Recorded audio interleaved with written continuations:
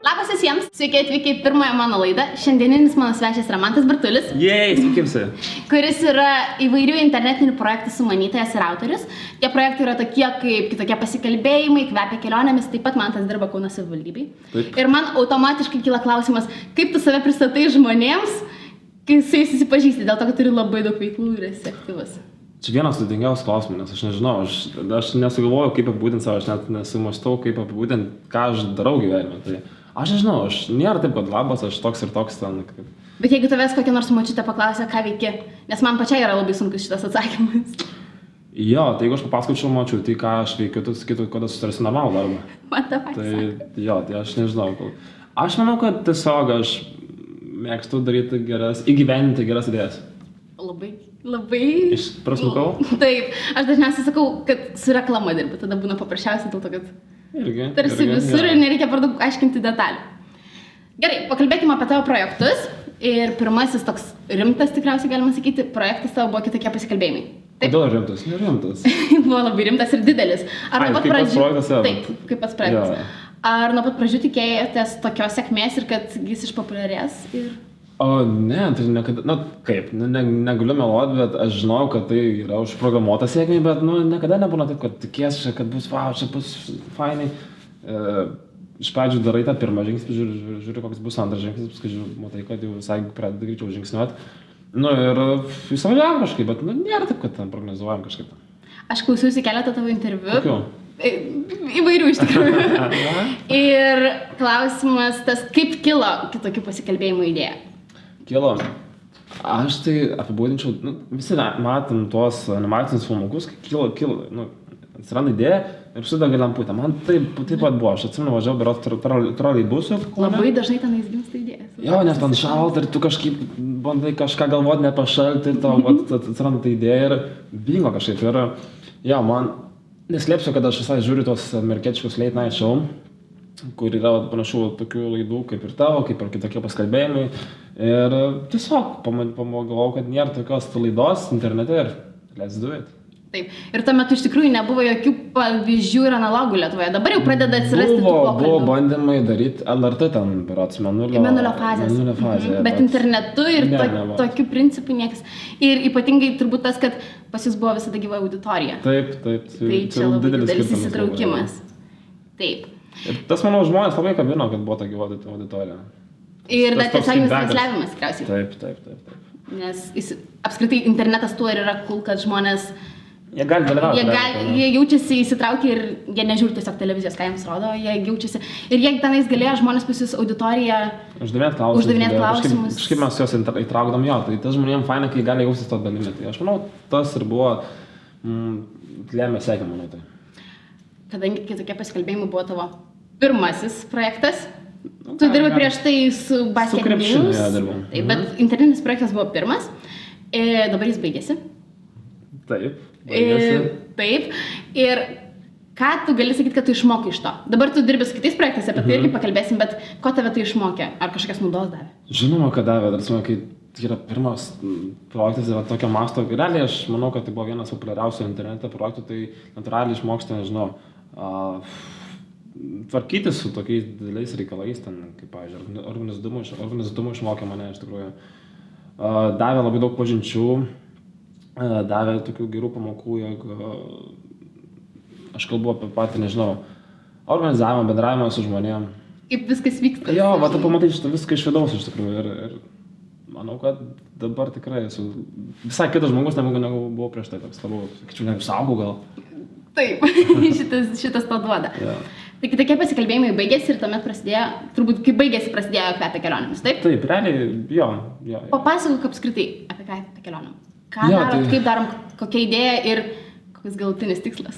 Aš turbūt negaliu be jokių ten projektų, tai kažką reikėjo kito sugalvoti. Ir kvepia kelionėm, tai nežinau, kažkaip nepasakysiu naujo, jeigu pasakysiu, kad mėgstu keliauti. Tai turbūt tu mėgsti, visi žiūrovai mėgsti turbūt keliauti. Bet aš turiu tokią idėją, gal tai yra kažkiek nerealu, gal kiek sunkiai gyvendinama, bet kodėl negalima užsidirbti pinigų iš kelionėm? Tai čia yra svajonė tikriausiai. Tai yra...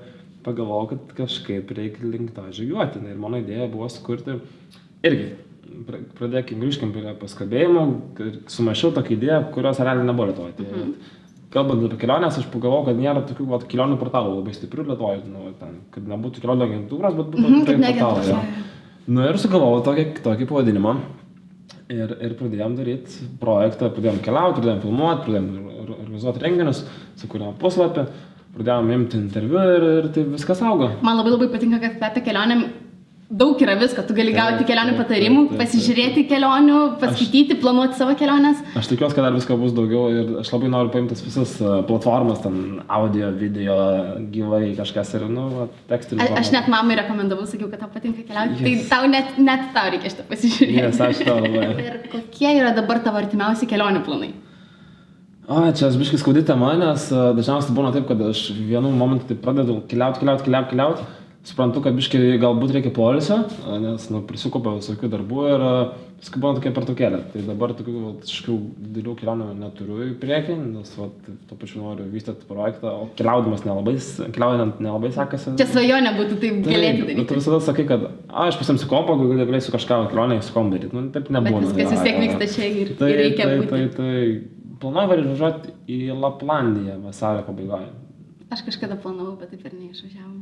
Tai gali prisimti iš tikrųjų, dar yra vieta. Ir varysim pas Kalėdų senelį, varysim turbūt pajodinėti, aplankysim elnių, tai kaip ir ferma vadinasi. Su huskiais turbūt prašliuošim, kiek žinau, dar įsimaudysim į pirtį ir šoksim į Arkties vandenyną, tai tokie visai pramogų laukia. Žiūrėk, fain.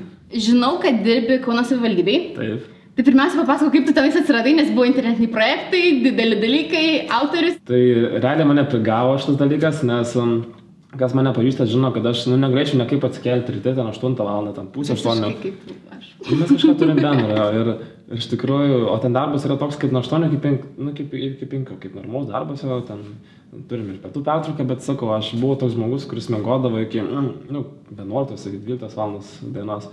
Bet dabar jau lygiai pusę metų, kaip aš keliuosi apie 8 val. Prieš 8 ir keliauju darbą. O kaip atsidūriau, tai tiesiog mane pasiūlė man šitą darbą ir kadangi aš pats nesu kaunietis, bet gyvenu Kaune jau apie 5 metai, tai pagalvojau, turbūt nėra nieko geresnio, kaip daryti kažką gero savo mylimam miestui ir kažkaip, nežinau, populiarinti, komunikuoti, daryti gerus darbus, pildyti tas pačias idėjas miesto tokiam, nežinau, lygmenį. Tai tas mane sužavėjo. Tai galima sakyti, kad darbas savivaldybėj tau įnešė truputį disciplinos į gyvenimą. Visiškai. Kaip kariuomenė beveik. Bet tai čia labai tikriausiai gerai. Jo, aišku, nėra ten taip, kad ten toks būtų muštravimas, nes ten visiškai noriu sulaužyti tos stereotipus, kad nėra savivaldybės, ten kažkaip ten klerkai ten su tokiu nusistovėjusiu požiūriu. Aš kalbu apie Kauno savivaldybę. Ten yra labai daug jaunimo, faino jaunimo, pavyzdžiui, pasakysiu pavyzdį, kad mes einam per dienos pietų pertrauką valgyti kebabą. Jo, čia ant tiek fainas kolektyvas. Draugai ir kaip man patiko, kažkur skaičiau tavo pasakymą, kad kaip agentūra, tai kuri dirba Kaunui. Taip, mes turime vieną klientą, kaip reklamos agentūrą, turim Kauną ir kauniečius. Žiūrėk, fainai. Ir turbūt galima pasikalbėti ir apie jūsų Kaunas myli Vilnių projektą. Buvo toks. Visiškai neseniai, dėl to taip šviežia, galima pakalbėti, kaip apskritai kilo idėja ir tikriausiai buvo įvairių idėjų prieš tai. Turim, kaip ir minėjau, nuostabią komandą iš kažkur 8-9 žmonių ir pas mus tokios idėjos kyla ir, nežinau, turbūt kilo pamačius reklamą, kaip, berods, jeigu neklystu, jeigu nesimlosiu, kaip Norvegija padovanojo Suomijai kalną, ar viršūnę, žodžiu, kad tas kalnas tapo aukščiausias Suomijai. Ir kažkaip galvojom, kad reikia, kad artėja Vilniaus gimtadienis, sausio 25 diena ir reikia kažkaip pasveikinti. Ir sugalvojom, kad reikia vilniečius pasikviesti Kauną į svečius, nes, kaip ir sakėm, kad, švęsti gimtadienį namuose yra nuobodu. Paskui tvarkytis. Tai jeigu jie pastūsina Kaune ir tu paskui grįžta. Bet susitinko labai daug žmonių, tai beveik 700 tūkstančių. Kiek atvažiavo vienu autobusais? Vienu autobusai atvažiavo apie, manau, virš 1000. Tai čia nerealūs skaičiai. Tas visi autobusai buvo užpildyti. Netgi mes užsakėm 5 papildomus autobusus. Tai buvo numatyta 15 reisų. Man pamatė, kiek žmonių laukia, aš pats buvau Vilniuje, tuo metu atvariau autobusų stotį, mačiau, kiek ten žmonių laukia.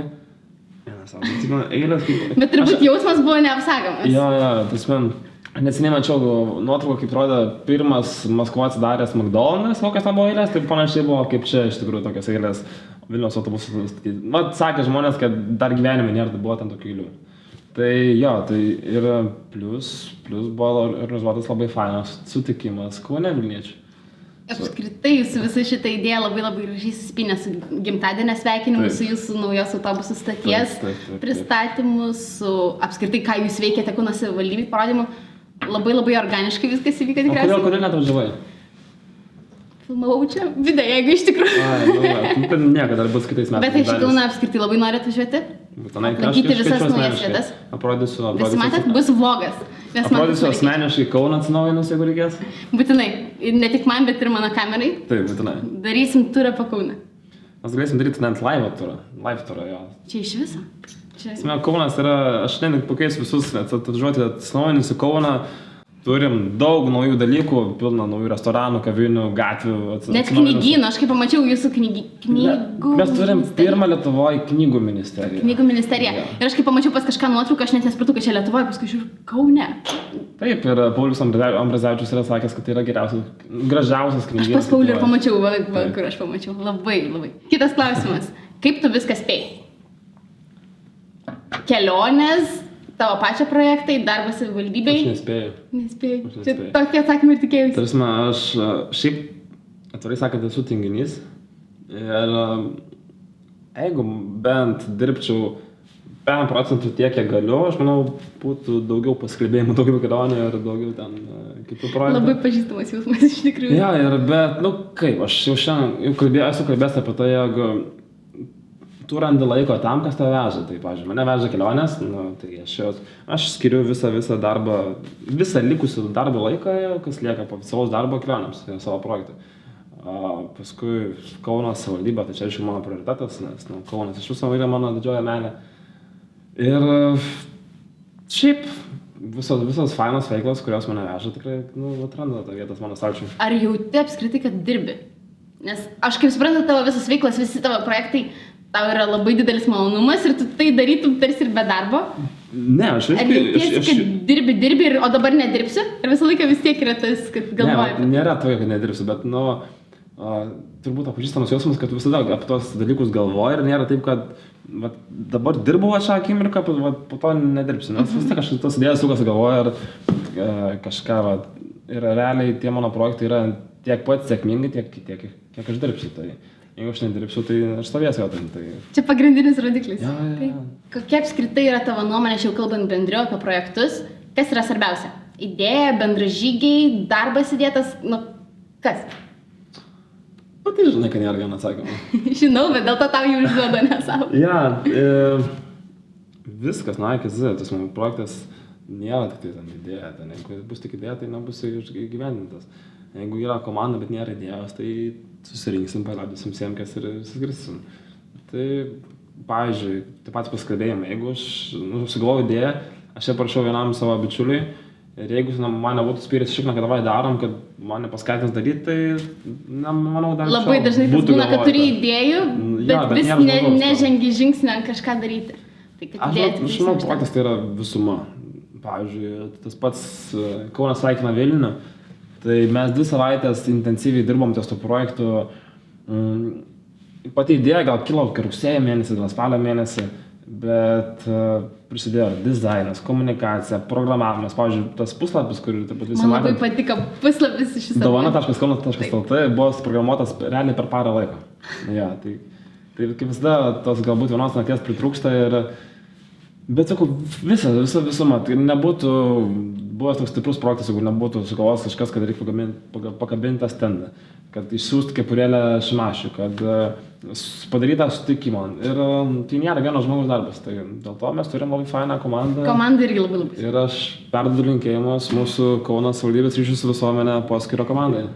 Ir dabar dar labai bendras klausimas. Jeigu nebūtų interneto, ką veiktum?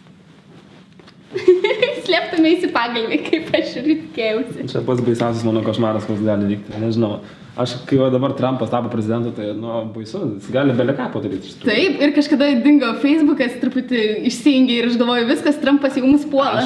Aš kai buvo tam 3 minutėm dingęs Intikas, aš nuėjau prie skydinės ir galvojau, kur problema pas mane, nes, Dieve, aš negalėjau, ką veikti per tas 3 minutės be interneto. Iš tikrųjų taip. Ta prasme, būtų baisu. Aš manau, kad...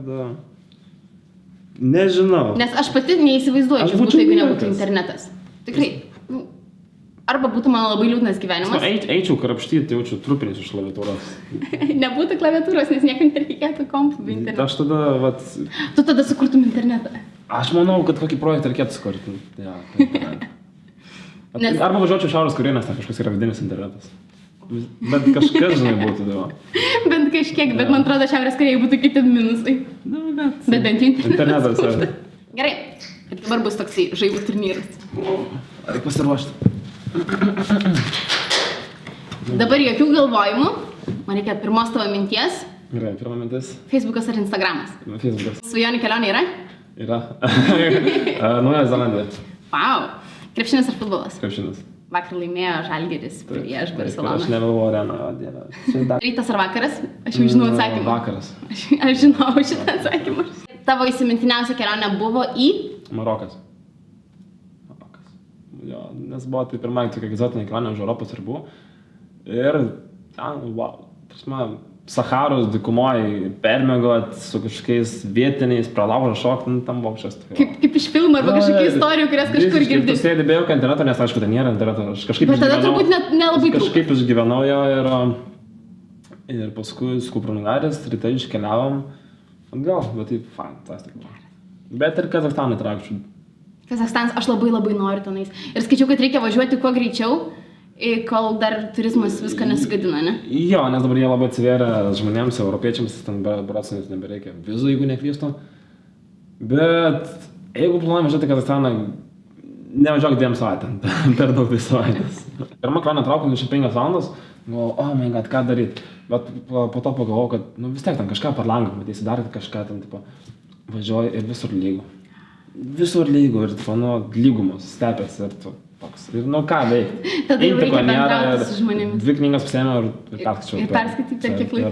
Per pusę kelionės nieko neturėjau ką veikti. Man tai būna kelionės irgi. Kažkaip tai tada atsiranda laiko skaityti ir atsiranda kelionės. Kelionės aš visada kažkaip perskaitau daugiau knygų. Aš šiaip visada stengiuosi skaityti, bet kelionėse kažkaip tai labai... Jo, ten oro uostai, lėktuvas, traukiniai, dar kažkas. Aš visada lėktuvėse skaitau, nes kitaip nežinau, ką galima. Visada to jausmą. Aš tą patį galvoju. Gerai. Labai ačiū Mantai, kad jis atėjo pas mane į laidą. Linksmai pakalbėjome apie keliones, apie įvairius jo projektus. Laukiam naujienų. Žinau, kad bus naujų dalykų. Aš manau, kad bus, sekit Facebook'e. Tai būtinai sekit Mantą, visas nuorodas paliksiu apačioje ir įkvepia kelionėm ir Mantą puslapis, žodžiu, visur, kur galėsi paliksiu. Ačiū, kad pakvietėt mane kaip pirmą svečią. O aš labai džiaugiuosi, kad susitikai. Ir atskiri atsidėkojimai skrenda Nepsičių žiniams, ant kurių mes šiandien sėdėjom. Ar patogu buvo man? Ne, aš kai išauksit, žinokit kameras, aš tikrai čia pagulėsiu. Kol mes susitvarkysim studiją, Mantas pagulės. Žodžiu, labai ačiū, kad žiūrėjot. Iki. Ciao.